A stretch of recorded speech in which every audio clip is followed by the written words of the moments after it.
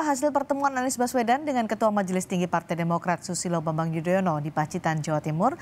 Lalu apa saja kriteria bakal cawapres pada bakal capres lainnya? Kita akan berbincang dengan Wakil Ketua Umum Partai Persatuan Pembangunan atau P3 Rusli Effendi, Kepala Badan Komunikasi Strategis Partai Demokrat Herzaki Mahendra Putra, serta Direktur Eksekutif Poltreking Indonesia Hanta Yuda. Selamat sore, selamat petang, Bapak-Bapak.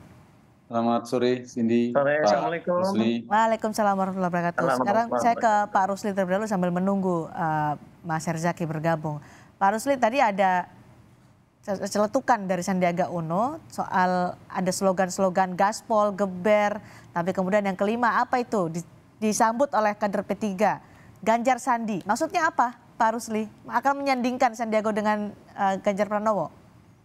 Ya, saya hadir ya. Alhamdulillah saya hadir tadi malam pada acara GPK ya, Rapimnas kedua GPK. Saya mendampingi Pak Haji Mardiono sebagai Wakil Ketua Umum, saya hadir. Dan memang saya membaca bahwa Pak Sandi lagi happy-nya ya di P3. Dan GPK merupakan sayap organisasi P3 ya, memang memutuskan bahwa hasil rekomendasinya mendukung Pak Sandiaga sebagai calon kepala jika, jadi ada jika ya, jika Pak Sandi bergabung di P3. Jadi ini merupakan rekomendasi resmi oleh GPK gitu ya. Tentu kita P3 karena memang ada mekanisme dan dengan senang hati sesungguhnya kalau memang Pak Sandi bergabung di Partai Persatuan Pembangunan. Gitu. Oke, jadi ada syarat dan ketentuan yang berlaku. Sandiaga Uno harus bergabung dulu di P3.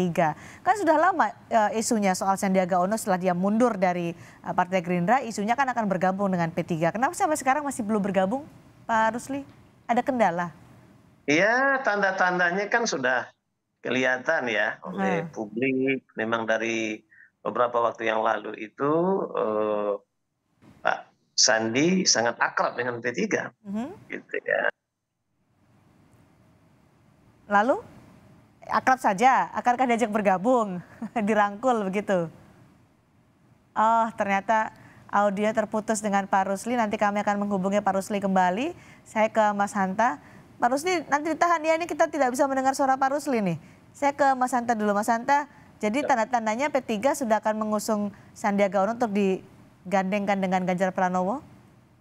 Ya, memang Cindy, kalau kita perhatikan koalisinya yang mengusung Mas Ganjar itu tidak terlalu rumit dalam menentukan bakal cawapres dari sisi koalisi ketimbang misalnya Prabowo apalagi Anies Baswedan.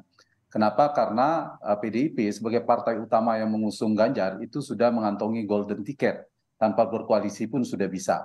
Karena itu faktor yang kedua menjadi penting, yang paling menentukan sebenarnya tingkat akseptabilitas atau penerimaan PD Perjuangan.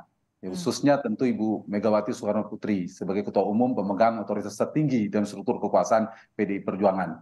Nah, yang ketiga, kalaulah ada aspirasi atau komunikasi partai yang menjadi kebutuhan PDI Perjuangan juga untuk mengusung Ganjar, mencari partai yang mereka nasionalis yang dicari adalah berbasis religius, NU misalnya, Islamis rasionalis, dan hal ini P3, untuk mengkombinasikan ini, maka faktor partai mitra koalisi dalam hal ini P3 menjadi salah satu rute menurut saya atau pintu masuk untuk menjadi cawapresnya Ganjar Pranowo. Nah, saya melihat Sandiaga Uno sedang menggunakan rute ini dan saya kira ini tidak keliru. Ini rute yang paling tepat ya untuk menjadi cawapresnya Ganjar, meskipun tentu variabel lainnya banyak. Dan lagi-lagi saya ingin mengatakan faktor yang paling menentukan nanti adalah tetap di PD Perjuangan dan Ibu Mega. Gitu. Apakah rutin akan dipilih oleh PD Perjuangan nantinya? Pak Rusli, tadi terpotong dari pernyataan Pak Rusli, Sandiaga Uno apakah akan bergabung dengan P3, kapan? Karena selama ini kan sudah kita dengar isunya setelah Sandiaga mundur dari Gerindra, tapi kenapa sampai sekarang masih belum gabung juga dengan P3? Ya, tadi saya sudah katakan bahwa di P3 itu ada proses ya, sebagai kader ya. Kita ini kan berproses sama ketua umum kita ya, Pak Haji Mardiono dulu masuk partai dari Cilegon, pengurus kabupaten, provinsi, nah tetapi juga sampai jadi wakil ketua umum, jadi ketua umum. Nah, tetapi juga ada tokoh-tokoh bangsa yang memang layak untuk memimpin di tingkat nasional itu sekalipun tidak harus berproses seperti itu, tapi juga harus ya kalau istilah Ketua Umum kami Pak Mardiono harus ospek dulu deh gitu ya. Harus ospek dulu. Kapan nih mulai ospeknya nih Sandiaga Uno kalau memang tadi ditangkap kan kode-kode itu oleh P3? Ya, yang pasti tadi malam beliau sudah dipakaikan baju GPK ya, karena memang anak-anak muda di P3 memang sangat mengapresiasi ya kehadiran Sandi. Lagi pula yang pasti kita memang sudah memutuskan mendukung Pak Ganjar, ya karena itu kita memberikan syarat-syarat ya kalau memang dari P3. Nah tentu P3 ngambil peluang nih. Kita adalah orang yang pertama mendukung partai politik Ganjar dan kemudian Pak Ganjar juga 17 provinsi di Indonesia itu sudah mendeklarasikan mendukung Pak Ganjar. Nah karena itu memang kehadiran Pak Sandi sesungguhnya memang sangat ideal ya, tetapi memang sangat ideal. Sangat ideal menurut P3. Apakah percaya diri untuk mengajukan ke PDI Perjuangan? Karena kan sebelumnya PDI Perjuangan Bu Mega bilang sudah ada 10 nama di kantongnya menjadi cawapres Ganjar Pranowo. Apakah Sandiaga ini pede diajukan menjadi orang ke-11 dan akan dipilih oleh Megawati Soekarno Putri, Pak Rusli?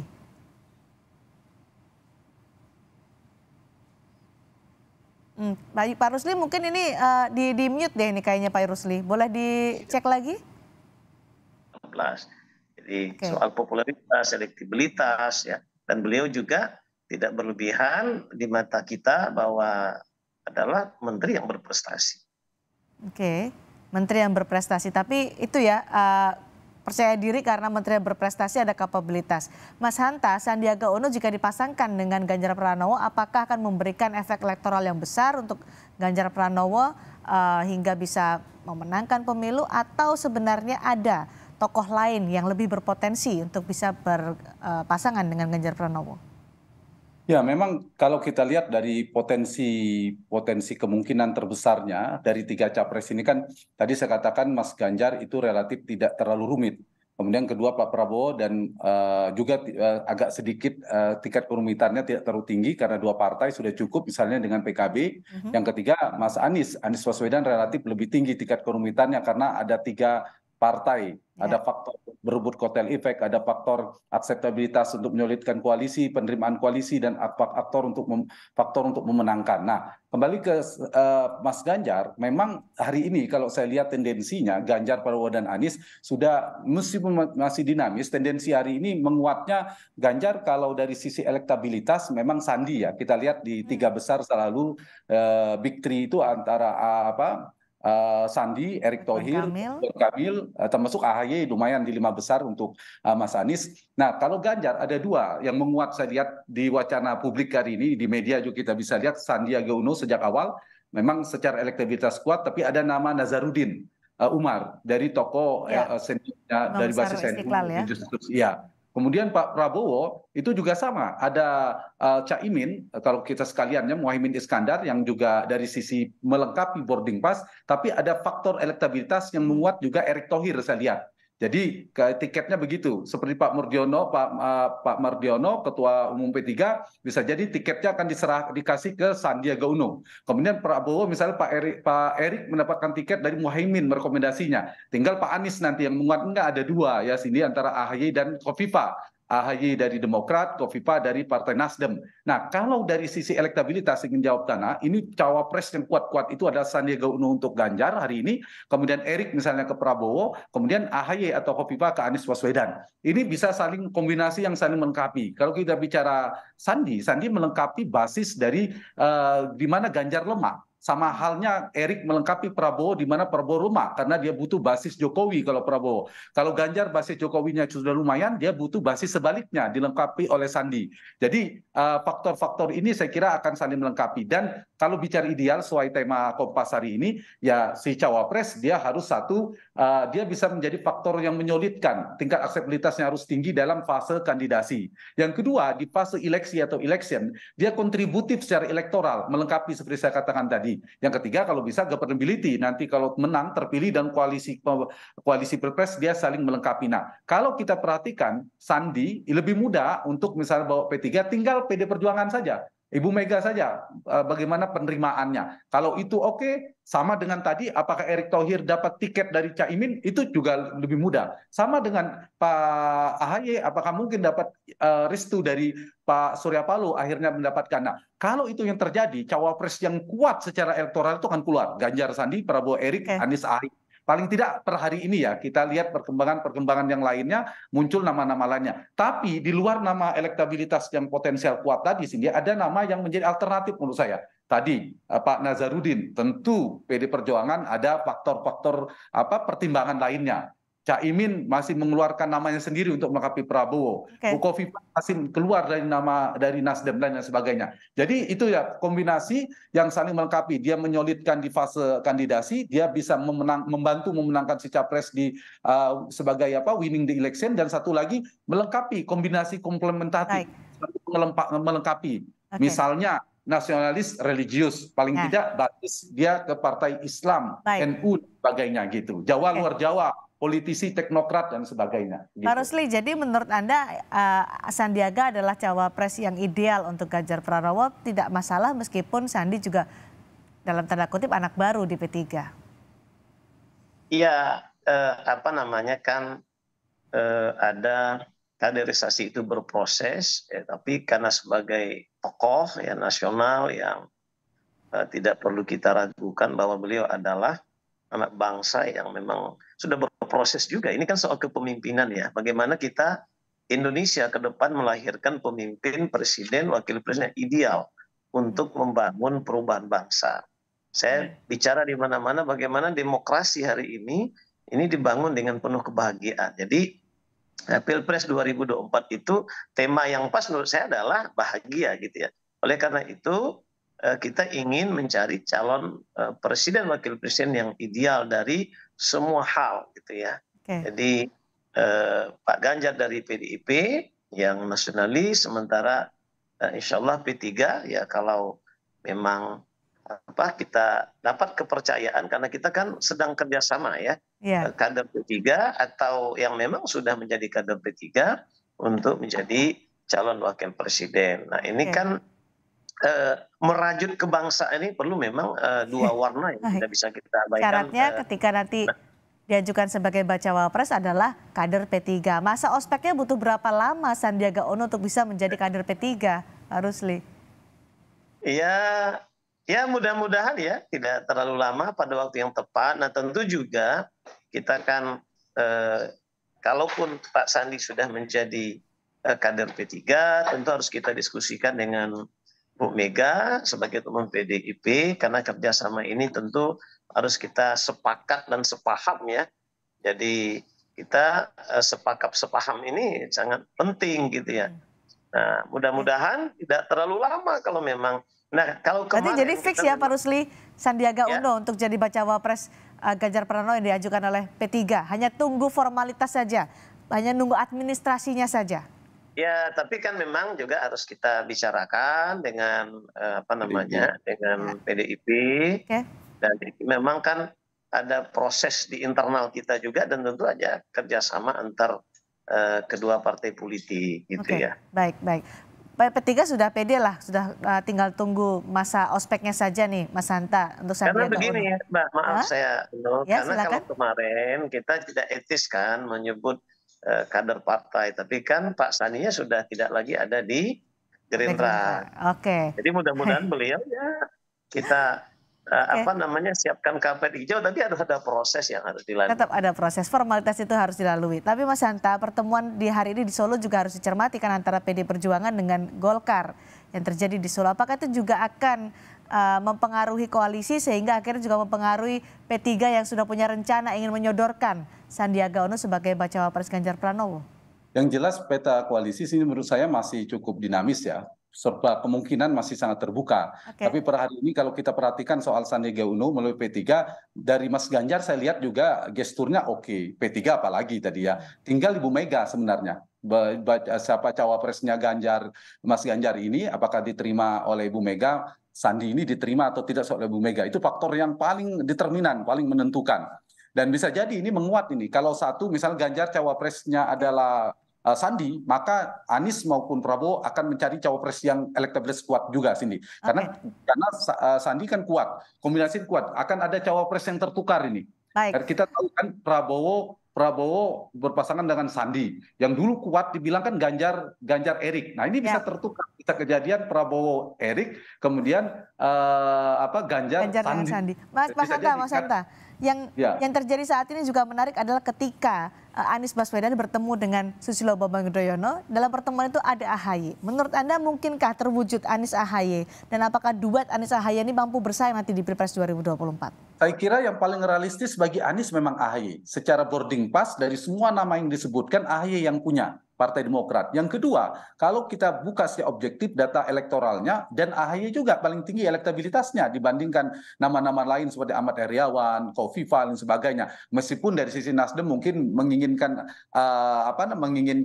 Bu Khofifah mungkin ada bacaannya mungkin potensi karena basis dari Jawa Timur, dari NU. Tapi realitas per hari ini AHY yang paling siap bertarung dengan punya boarding pass, punya elektabilitas, dan saya kira juga secara figur juga dia bisa potensial lah. Makanya saya lihat kalau kemudian Anies dengan AHY punya faktor elektabilitas, Ganjar mengeluarkan Sandi, Prabowo dan Erik, ini pertarungan basis determinan yang paling kuat berputar di pusaran elektabilitas. Apalagi ada pasangan biasanya nasionalis religius, Jawa luar Jawa, politisi dan teknokrat, itu masuk semua kalau saya lihat, terutama di basis Pak Ganjar dan Pak Prabowo kan mengikuti berebut di basis Jokowi. Nah, jangan lupa selain Mas Anies tadi, Sandi dan Erik ini dua nama yang pertama disebutkan Pak Jokowi ketika ditanya oleh media. Erik, kedua Sandi. Bisa jadi.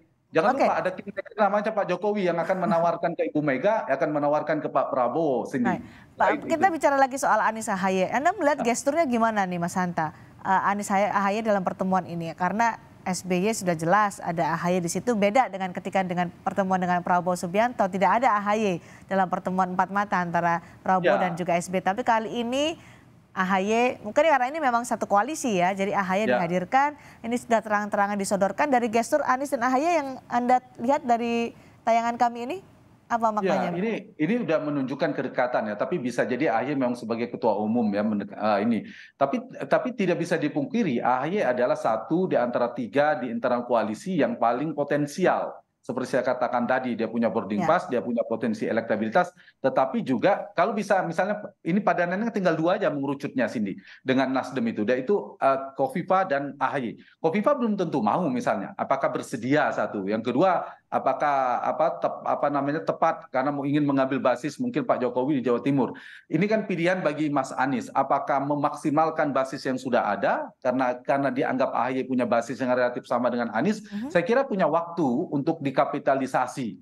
Dari gambaran ini saya kira paling realistis, paling mungkin rute terpendek. Nah, istilah saya mungkin rute terpendek yang paling tingkat kerumitannya paling sedikit, Anies berpasangan dengan AHY. Jadi sudah pasti akan mengambil dari internal koalisi, bukan orang lain di luar internal koalisi. Nanti soal kotel efek ya, PKS dan Nasdem akan berpikir soal berebut kotel efek ekor jas dari beberapa, karena AHY Demokrat mungkin lebih diuntungkan. Nah itu menjadi tantangannya. Saya kira itu, Cindy. Apakah nanti akan duet Anies AHY mampu bersaing 2024?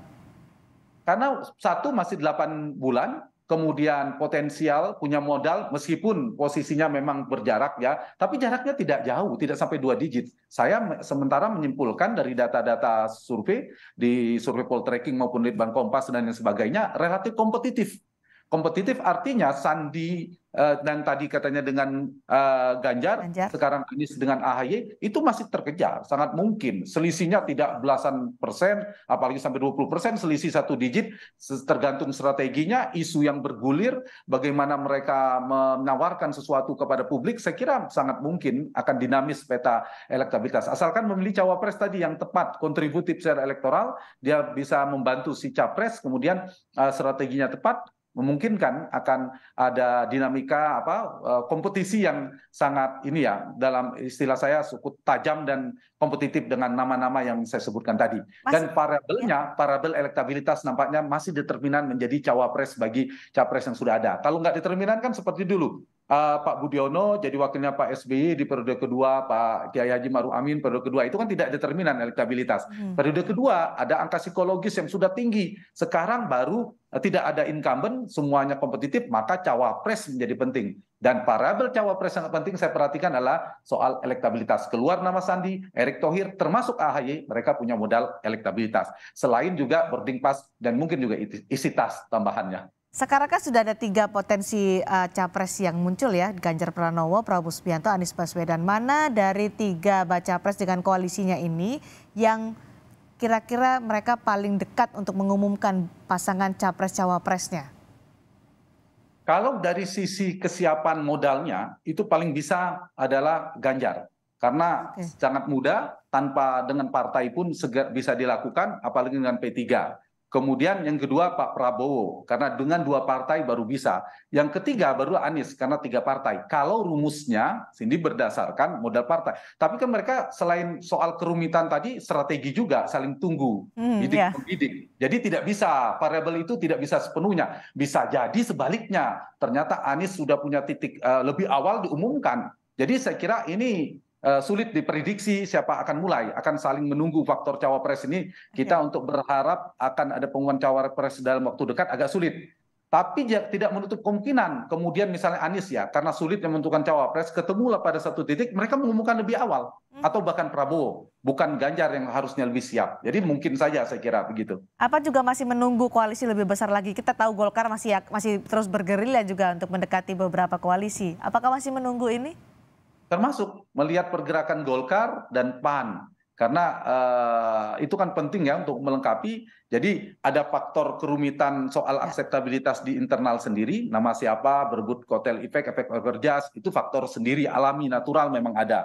Yang kedua memang bagian di strategi, membidik lawan. Kalau si A keluarnya ini, kita berani juga dong keluar Pak Nazarudin aja. Tapi kalau keluarnya Erick Thohir, kita harus Sandiaga Uno. Misal itu sebagai contoh saja. Jadi faktor elektabilitas itu faktor siapa yang dikeluarkan penting kan. Kalau seberang atau lawan mengeluarkan siapa cawapres jadi penting. Jadi bagian dari strategi.